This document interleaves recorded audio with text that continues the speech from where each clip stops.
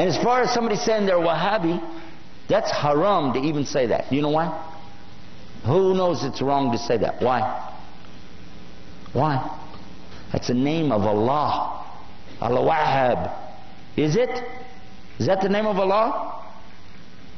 Do you not remember I was just talking about in another section, don't make fun of Allah's names? And you're calling somebody a Wahhabi? You can't say it about yourself, and you cannot say it about somebody else. Because it's Allah's name. Don't play with it.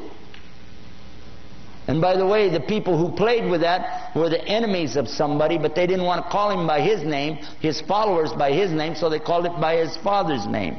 His name, he lived 270 years ago, his name was Muhammad ibn Abdul-Wahhaab. But they don't call him Abdul-Wahhabis or bin Abdul-Wahhabis or Mohammedans, because they know you could catch them in what they're saying. But these were the enemies to this particular scholar and his teachings.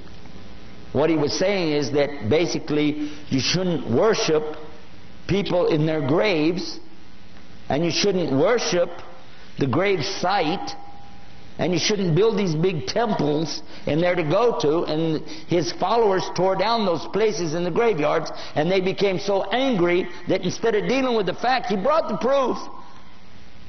But they didn't like it, so they insulted him, and they wrote books against him. Because it messed up their Sufi tariqas. Okay? So they did that, and they lied, and they keep on lying until today.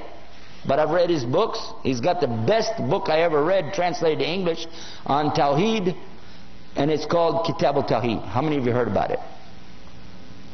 Did you find anything wrong in it?